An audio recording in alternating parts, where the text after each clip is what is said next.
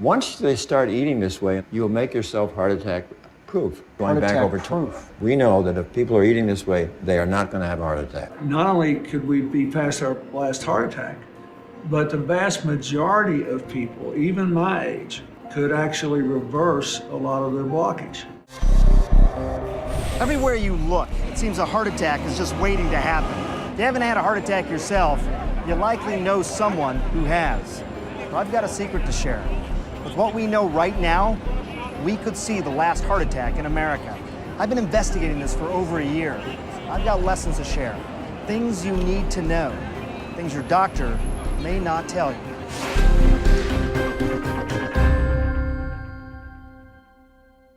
I was lucky I didn't die of a heart attack. Former President Clinton, like So too many people, was not busy. wait. And for years, he ignored warning signs from his heart. But in 2004, during an exhausting book tour, there was something different. I had a real tightness in my chest when I was getting off the airplane. They hustled me down to Columbia Presbyterian, and they confirmed the determination that I had serious blockage and needed the surgeries. The 58-year-old Clinton needed to have his chest opened, his heart stopped, and surgery performed. On Labor Day in 2004, Mr. Clinton had 4 blood vessels bypassed. If it happened to him, could it happen to you? What about me? I'm a pretty typical guy in his early 40s with a family history of heart disease. So I decided to go on a mission to never have a heart attack. But how? When people talk about trying to end heart attacks in the world, or in America at least, one of the ways to do that is to take a look inside the heart, see what's happening before someone ever has a problem. And that's what we're going to do here today. You're actually going to look for what in my heart?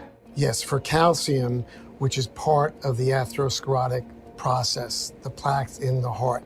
And if you're heading for a heart attack in 5, 10, 20 years, you will already have plaque. It's a lifelong process.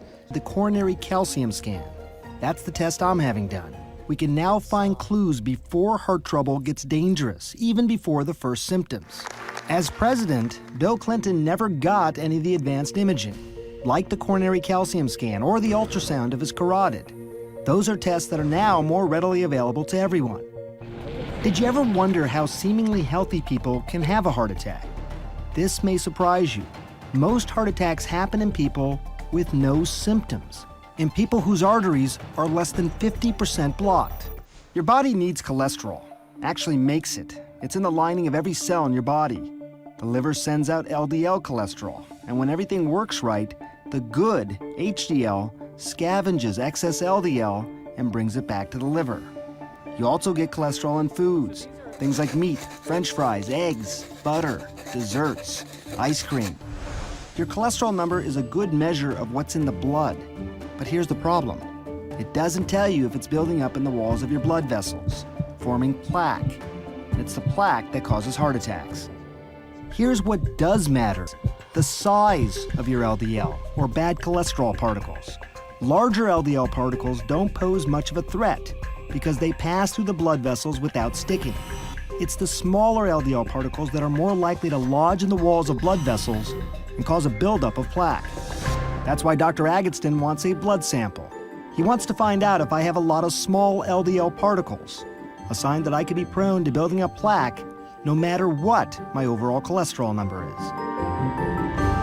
is. Spend just a few moments with Bill Clinton, and you'll see he's a changed man. For starters, he's a lot thinner than he was as president. Dr. Dean Ornish has studied and written about diet and heart disease for decades. Mrs. Clinton asked me if I would work with the chefs who cooked for the first family, and then began working with President Clinton directly as one of his consulting physicians. The president did like unhealthy foods, and we were able to put soy burgers in the White House, for example, and have him get foods that were delicious and nutritious. But President Clinton's heart troubles were not over. When the devastating earthquake struck Haiti in 2010, President Clinton flew to Port-au-Prince to support the relief efforts. I spent time with him and saw that he looked tired, not himself.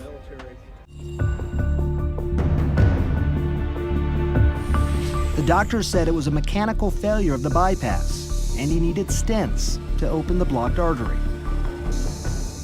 The goal of the treatment, and I think it will be achieved, is for President Clinton to resume his very active lifestyle. This was not a result of either his lifestyle or his diet, which have been excellent. But Dr. Dean Ornish didn't see it that way.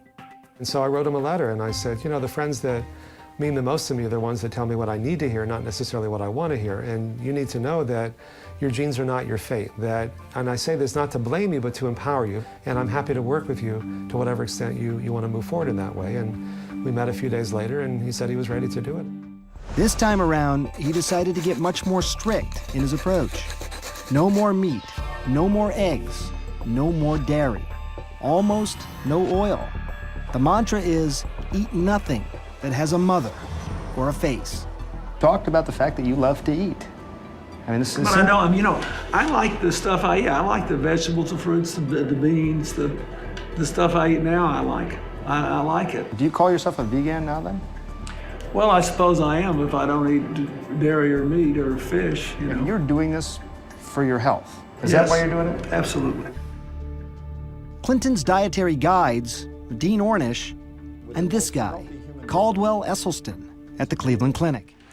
Every month, the 77-year-old Esselstyn holds a day-long seminar, attracting doctors and heart patients from across the country, like Sharon Kintz, a retired private investigator from Canton, Ohio. Kintz had a heart attack 6 months earlier after a coronary artery became completely blocked. What Kintz did next may surprise you. She turned the surgeon down cold, said no to open heart surgery, and decided to take a chance using food as medicine. Like President Clinton, Kintz has given up the food she loves, like butter and cheese. She's betting her life on Dr. Esselstyn's diet. She had a heart attack. Oh, yeah, I know. You know, Sharon. Oh, yeah. Doctors recommended she have an intervention. She's not doing it. Is there a downside? Could she be putting herself at risk? No. I think that's an excellent question. In hundreds of patients, data now going back over 20 years, and this most recent study about a decade, once they start eating this way, you'll make yourself heart attack proof. Going Heart back attack over proof. we know that if people are eating this way, they are not going to have a heart attack. Esselstyn has won some allies, like Dr. Terry Mason, Chief Medical Officer at Cook County Hospitals in Chicago, and the city's former public health commissioner. We've eaten ourselves into a problem, and we can eat ourselves out of it. Esselstyn thinks heart disease is completely preventable, no matter what sort of family history you have, simply by eating right. During his research, he came upon a stunning fact. Some cultures around the world, like people living in Central Africa, Papua New Guinea Highlanders, and Tarahumara Indians in Mexico, have virtually no heart disease. None. So what can we learn from them? You have some easy to remember adages about how people can decide what they should or should not eat. We know what they shouldn't eat. That is oil, dairy, meat, fish, and chicken. What do we want them to eat? We want them to eat all those whole grains for their cereal, bread, and pasta, beans, vegetables, yellow, red, green, and fruit. Now, what particular vegetables do we want them to have? Bok choy, Swiss chard, kale, collards, collard green, beet greens, mustard green, turnip greens, Napa cabbage, Brussels sprouts, broccoli, cauliflower, cilantro, parsley, spinach, and arugula, and asparagus. And I'm out of breath. President Clinton's diet, no meat, no dairy, almost no oil, got me thinking how different what he's eating now as compared to what he used to eat, and what most of us still eat. Make a habit of high-fat, high-cholesterol meals like this, and you can physically see the beginnings of heart disease. I was curious about the science behind Dr. Esselstyn's claims, so I dug up some of these peer-reviewed journals. They're small, just a handful of patients, but the results are pretty impressive. In one study here, patients on the Esselstyn diet and cholesterol-lowering medication had no heart attacks, had no coronary events of any sort after 5 years. And 3/4 of these patients actually saw their blockages get smaller. You're not talking about just reducing your chance of heart disease. You're talking about potentially reversing heart disease. Oh, absolutely. The late wisdom is that once you develop these plaques, they're there. You're stuck with them. Try not to let them get worse. Is that faulty thinking? I think it's absolutely faulty thinking. Here's a picture Esselstyn likes to show of a heart patient with a blocked coronary artery. And here's that same patient after going on a plant-based diet. You see the way the blockage has almost disappeared? Sharon Kintz survived a heart attack a year ago after a coronary artery became completely blocked. Now she's counting on the Esselstyn diet to keep her from having another. Thankfully, your heart muscle function is normal. Kint's cardiologist, Adnan Zaidi, says, so far so good with the diet. It's a difficult sell, but those who get onto it have benefited from it without a question. Kintz is a true believer. So is former President Bill Clinton. And nowadays, they have a lot of high-powered company. All of these CEOs and former CEOs are either vegetarians or vegans. Would you call yourself healthy now? Well, I think I'm healthier than I was. I lost 20-something pounds. All my blood tests are good. All my vital signs are good. And I feel good. And I actually have, believe it or not, more energy. I seem to need less sleep. Once you begin making these changes, most people find they feel so much better so quickly, it reframes the reason for making these changes from fear of dying to joy of living. And joy is what's sustainable. A year into her diet, a year after her heart attack, Kintz says she feels great. Simply walking tired her out 12 months ago. So what about me? I have a family history.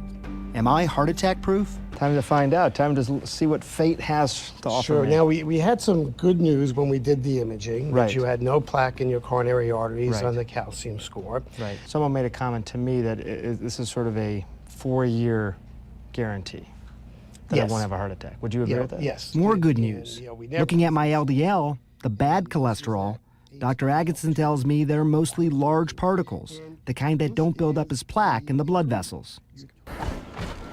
If diet and exercise can make someone like me low risk for a heart attack, even with a strong family history, well, that's encouraging. I don't think there's any question that not only could we be past our last heart attack, but the vast majority of people, even my age, could actually reverse a lot of their blockage. Heart disease could be as rare as malaria today if we simply put into practice what we already know. It is possible to keep everybody from having a heart attack with education, with knowledge, with information. Now the question becomes, are people going to do this? I hope I've given you some food for thought today. And if all this makes you want to overhaul your diet, especially if you're a heart patient, you should talk to your doctor. Look, we've got a long way to go in this country, but I hope you'll join me so together we can work toward the last heart attack. I'm Dr. Sanjay Gupta. Thanks for watching.